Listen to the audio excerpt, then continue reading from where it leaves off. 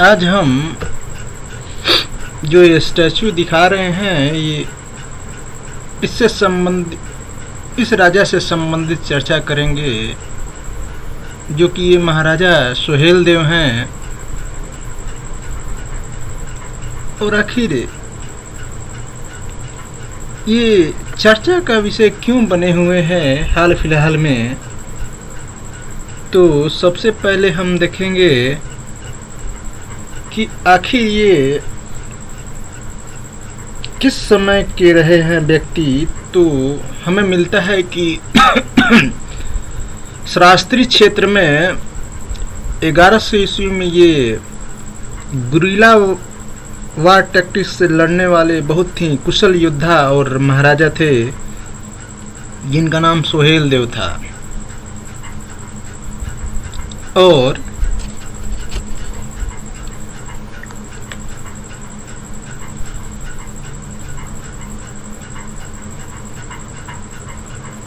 और इन्होंने गजनवी के मुख्य सेनापति जो था गाजी सैयद सलार मसूद, इसको इन्होंने मौत के घाट उतार दिया था युद्ध में, जो कि ये गजनी का मुख्य सेनानायक रहा। तो फिर जब इन्होंने उसको मार दिया उस समय, अब वो आक्रांता रहा है और गजनी भी आक्रांता रहा, और सलार मसूद भी आक्रांता रहा। तो आखिर क्या बातें रहीं जो कि ये टॉपिक चर्चा का विषय बना। इनका ये स्टैचू बनाया गया यूपी के बहराइच क्षेत्र में। तो हम लोग थोड़ी डिटेल में जाने का प्रयास करेंगे। तो देखते हैं कि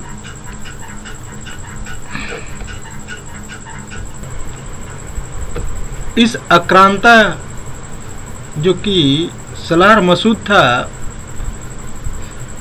इसको हमारे यहाँ हीरो के रूप में और संत और फकीर के रूप में दर्शाया गया, और इसका दरगाह बनाया गया है हमारे बहराइच के एरिया में। और ये हमारे देश में इसका फेस्टिवल उत्सव के रूप में मेला का आयोजन करके इसको मनाया जाता है। और जब इससे संबंधित कई क्षेत्रों में इसका मेला का आयोजन, इलाहाबाद वगैरह का जिक्र आता है कि इसका मेला का आयोजन उत्सव के रूप में मनाया जाता है, जबकि यह एक आक्रांता हमारे देश में हमला करने के उद्देश्य से गजनी के सेना के रूप में आया था देश में। तो आखिर चर्चाएं क्यों बढ़ गई,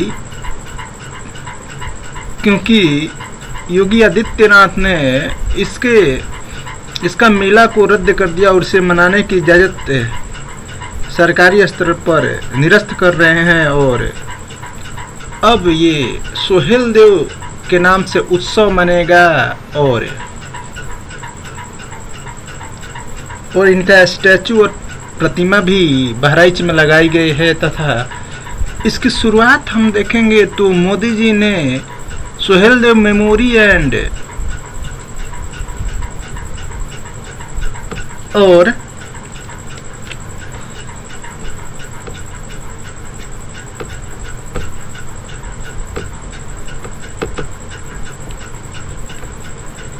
और आगे की जो रणनीति रही सुहेल देव जी से संबंधित,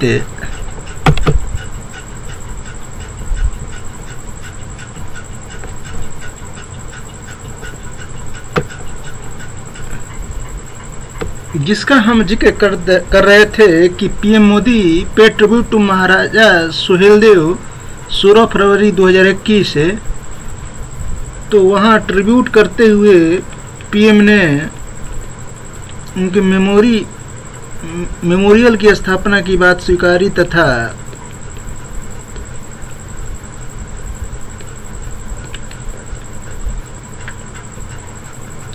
आगे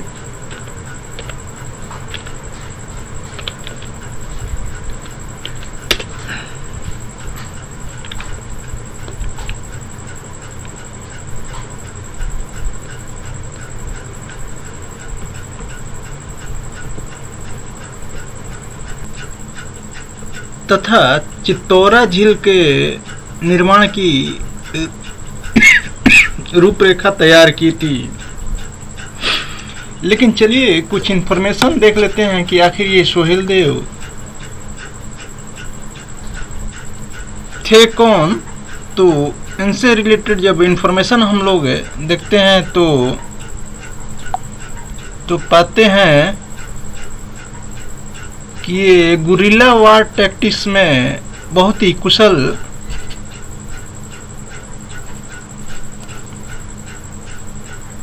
कुशल थे तथा ये 1100 ईस्वी के बहुत ही अच्छे और कुशल राजा रहे हैं। और जब हम आगे देखते हैं तो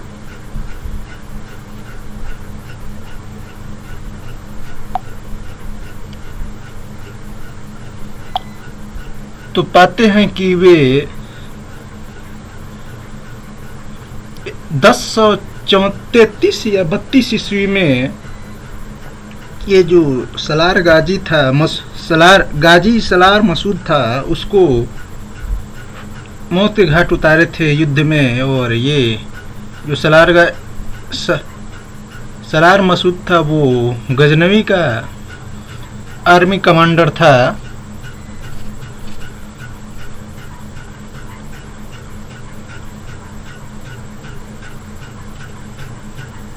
तथा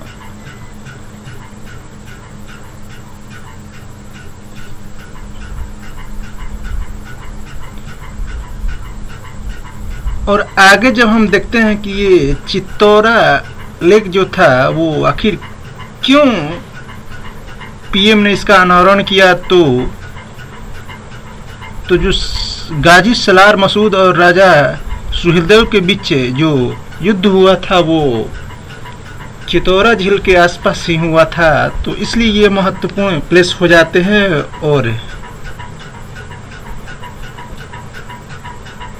और यहाँ पर जो कि बहराइच का क्षेत्र है वहाँ पर राजा सुहेलदेव का स्टैचू का निर्माण हुआ और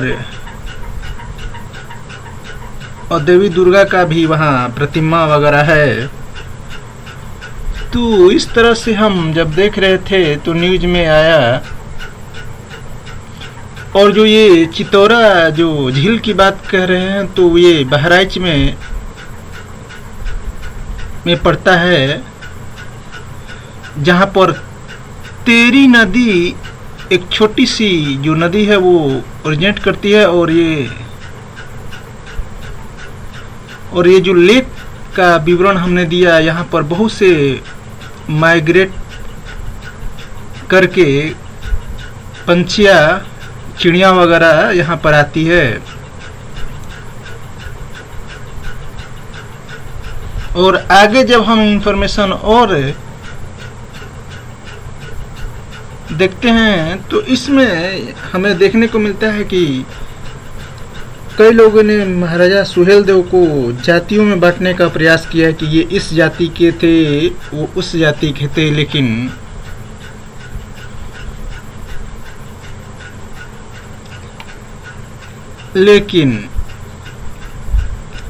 अगर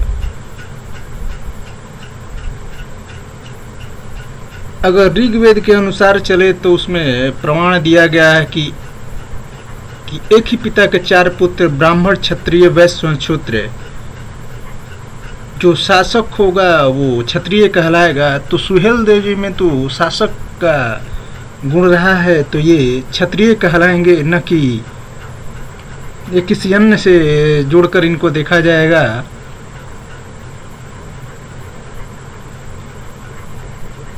और आगे जब देखते हैं हम तो इसमें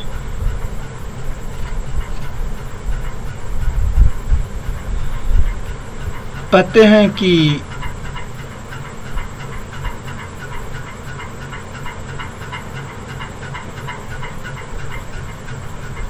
सुहेलदेव जी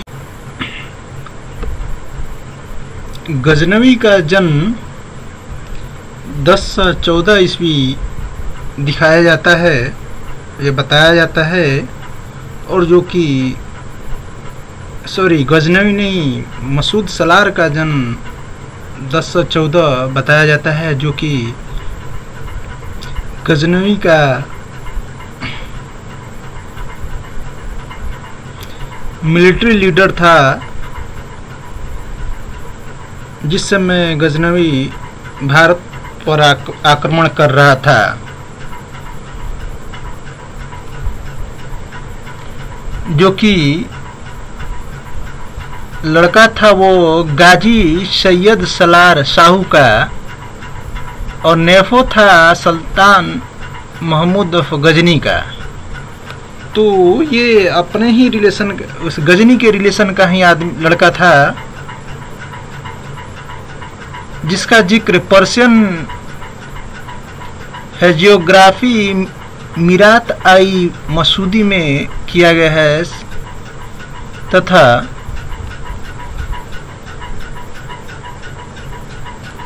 इसने जो मिलिट्री कैंपेन किया उसमें जैसे मुल्तान, दिल्ली, मेरठ और कनौज रहा 1100 ईस्वी के आसपास। लेकिन वहीं जब बहराइच के क्षेत्र में, वो नेपाल वाला रीजन में जब वो आगे बढ़ने लगा, तो उस क्षेत्र में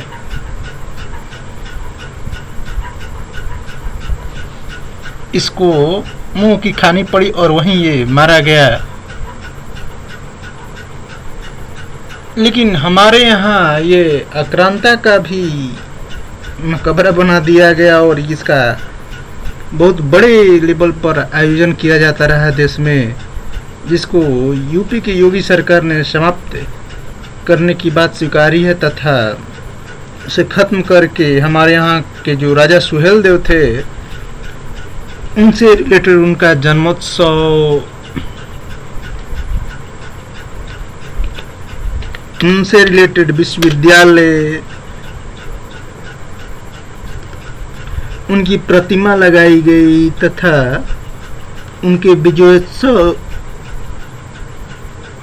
दिवस मनाने की बात सरकार स्वीकारी है, सरकार कर रही है। और उन्हीं के नाम से, सुहेलदेव के नाम से मेला का भी आयोजन करने की बात सरकार ने स्वीकारी है और उसे लगाने का प्रयास करेगी, तथा आजमगढ़ में यूनिवर्सिटी बनाने की भी बात सुहेलदेव को लेकर कही जा रही है। तो इस तरह से जब ये राजा सुहेलदेव पर न्यूज़ चल रही है, जो कि इतने बड़े धुरंधर थे हमारे देश के, पता नहीं हिस्ट्री में इनको क्या जगह दिया गया। और जब ये सरकार उठा रही है इस बात को, तो यहाँ पर हिंदू मुस्लिम एंगल देने का भी प्रयास है, कुछ लोग करेंगे, तो इससे बचना जरूरी है।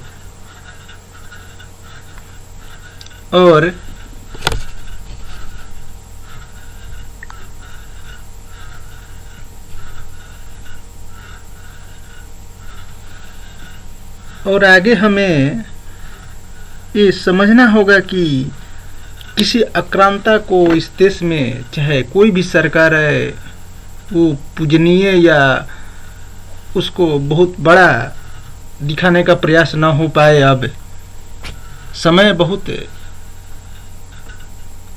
आगे चला गया है देश की। धन्यवाद।